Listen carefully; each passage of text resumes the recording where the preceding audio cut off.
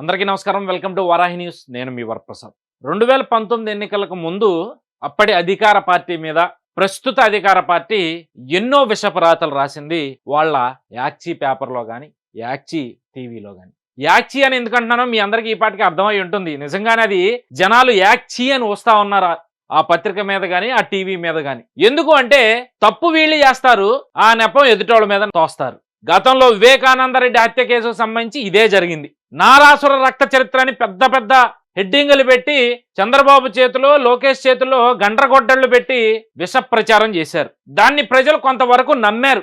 Chandrababu Naidu, Lokesh, BTech Ravi, Adinarayana Reddy వీళ్లే Vivekananda రెడ్డిని చంపారని చెప్తే పాపం పిచ్చి జనాలు నిజమే కాబోలని నమ్మారు. ఎన్నికల తర్వాత కానీ తెలియలా బాబాయ్ని చంపింది జగన్మోహన్ రెడ్డి ఆధ్వర్యంలో తమ్ముడు అవినాష్ రెడ్డే అని. సిబిఐ కూడా అదే తేల్చి చెప్పింది. కానీ వీళ్ళు దాన్ని కప్పిపుచ్చడానికి, చిన్న గీత పక్కన పెద్ద గీత గీయడానికి ఎన్నో ప్రయత్నాలు చేశారు. అవినాష్ రెడ్డి అరెస్ట్ అవుతాడు అనుకున్న ప్రతిసారి జగన్మోహన్ రెడ్డి ఢిల్లీ వెళ్ళడం, అక్కడ పెద్దల కాళ్ళు పట్టుకుని అవినాష్ రెడ్డి అరెస్ట్ అయ్యాడన్న విషయం కూడా బయటికి రాకముందే బెయిల్ మీద బయటికి తీసుకొచ్చారు. సో మళ్ళీ ఇప్పుడు నేను ఈ టాపిక్ అంతా ఎందుకు చెప్తా ఉన్నాను అంటే 2024 సార్వత్రిక ఎన్నికలు వచ్చేసాయి. ఇంకా గట్టిగా 60 రోజులు. గతంలో ఏ విష ప్రచారంతో అయితే అధికారంలోకి వచ్చారో ఇప్పుడు మళ్ళీ అదే విష ప్రచారాన్ని తెర మీదకి తీసుకొస్తా ఉంది వైఎస్ఆర్సీపీ. ఏంటి, ఎందుకు మీరంతా నొక్కి ఒక్కాడించి చెప్తున్నారని అనుకుంటున్నారా? ఒక్కసారి ఈ రోజు గనక అయితే ఫిబ్రవరి 2వ తేదీన వచ్చిన సాక్షి పేపర్ ఒకసారి చూడండి. నేను ఇప్పుడు మీకు అది చూపిస్తాను. కడప గడ్డపై ఓ కపట నాటకం, తెరపైకి సౌభాగ్యమ్మ, సూత్రధారి కుటిల నీతి చంద్రబాబు. నాకు అర్థం కాదు, జగన్మోహన్ రెడ్డికి కానీ లేదా వైఎస్ఆర్సీపీ బ్యాచ్కి కానీ చంద్రబాబు నాయుడు అంటే ఎందుకు అంత తడిసిపోతా ఉంది? ఈరోజు వివేకానంద రెడ్డి హత్య కేసు వెనక మీరున్నారు అన్నది వాస్తవం కాదా? దాన్ని కప్పిపుచ్చడానికి మీరు ఎన్ని హైడ్రామాలు ఆడారు అనేది నిజం కాదా? అవినాష్ రెడ్డి అరెస్ట్ అయ్యాడని తెలియకముందే బెయిల్ మీద బయటకు తీసుకొచ్చారన్నది నిజం కాదా? రేపు 5వ తారీఖున ఆ బెయిల్ రద్దు మీద విచారణ జరగబోతుంది. ఒకవేళ సుప్రీంకోర్టు ఆ బెయిల్ని రద్దు చేయమని గనక తీర్పిస్తే మీ తమ్ముడు జైలుకి వెళ్తాడన్నది నిజం కాదా? దీని వెనుకున్న అసలు సూత్రధారులు బయటకు వస్తారన్నది నిజం కాదా? మరి ఇవన్నీ పక్కన పెట్టేసి ఎన్నికలు వస్తా ఉన్నాయి, సునీతని ఎంపీగా పోటీ చేయించాలని చెప్పి చంద్రబాబు నాయుడు ఎన్మాల పన్నాగాలు పండుతా ఉన్నాడు. సునీత ఒప్పుకోకపోవడంతో ఏదైతే వివేకానంద రెడ్డి భార్య సౌభాగ్యమ్మని ఎంపీగా నించోబెట్టాలని చెప్పి చంద్రబాబు నాయుడు అన్ని ప్రయత్నాలు చేస్తా ఉన్నాడు. ఒకవేళ ఇండిపెండెంట్ గా నుంచున్న తెలుగుదేశం శ్రేణులన్నీ కూడా సౌభాగ్యమ్మకే సపోర్ట్ చేస్తాయి అని చెప్పి రాతలు రాస్తా ఉన్నారే. ఒకవేళ అంటే ఇక్కడ వివేకానంద రెడ్డి వెనక ఏదైతే హత్య వెనక మీరున్నారో అది సునీతమ్మ మొదటి నుంచి పోరాడుతూనే ఉంది కదా, అది అందరికీ కనిపిస్తానే ఉంది. ఇక్కడ తేలట్లేదని చెప్పి గల్లీలో తేలట్లేదని చెప్పి ఢిల్లీ వరకు వెళ్ళారు. అయినా మీరేం చేశారు? విష ప్రచారం.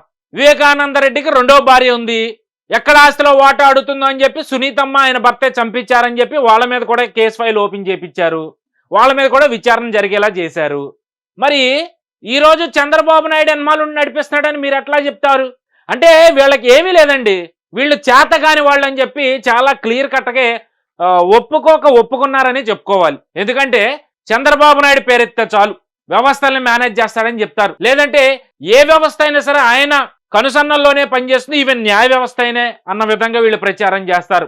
ఈరోజు వాళ్ళ కుటుంబంలో ఉన్న వ్యక్తులు కూడా, ఈరోజు షర్మిల కాంగ్రెస్ పార్టీలోకి వెళ్ళి అధ్యక్ష పదవి తీసుకున్నా దాని వెనకాల చంద్రబాబు నాయుడు ఉన్నట్టే, షర్మిల వెళ్ళి సునీతతో మాట్లాడినా దాని వెనక చంద్రబాబు నాయుడు ఉన్నాడని. ఏదైతే సునీతని ఎంపీగా పోటీ చేయించాలన్న టాపిక్ తెర మీదకి వచ్చిందో దాని వెనక చంద్రబాబు నాయుడు ఉన్నాడని. లేదు సునీత ఒప్పుకోవట్లేదు, ఆమె తల్లి సౌభాగ్యం ఎంపీగా పోటీ చేయాలన్నా దాని వెనక చంద్రబాబు నాయుడు. చంద్రబాబు నాయుడు జపం లేదే వీళ్ళకి తెల్లారడం లేదు, పొద్దుకోగడం లేదు.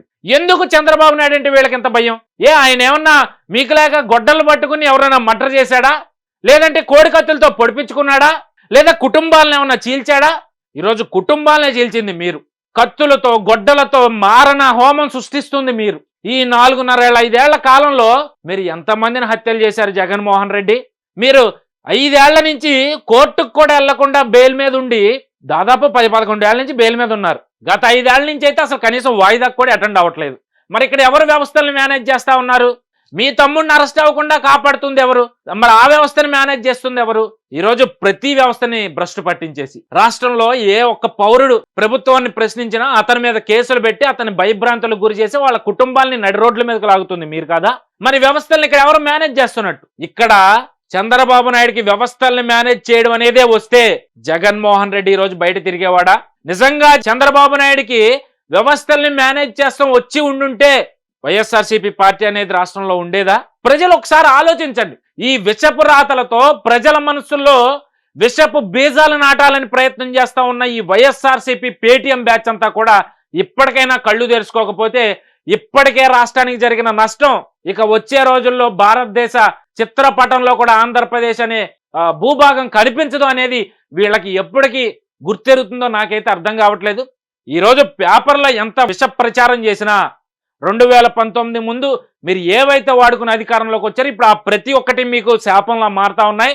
కర్ణుడి చావుకి 100 కారణాలైనట్టుగా మీ ఓటమికి కూడా మీరు ఏవైతే ఉపయోగించుకుని మళ్ళీ వాటిని తెర మీద తీసుకొస్తున్నారో అవే మీకు యమపాసంలో చుట్టుకుని మిమ్మల్ని గద్దె దించబోతున్నాయి అనేది వైఎస్ఆర్సీపీ నాయకులు అందరూ కూడా గుర్తుపెట్టుకోవాలి. ఎస్పెషల్లీ జగన్మోహన్ రెడ్డి ఆ సాక్షి పేపర్ ఏదైతే ఉందో ఆ పేపర్లో విషపరాతలు రాస్తున్న వ్యక్తులు ఈ అంశాన్ని గుర్తుపెట్టుకోవాలని చెప్పి నేను వినమ్రంగా విన్నవించుకుంటా ఉన్నా.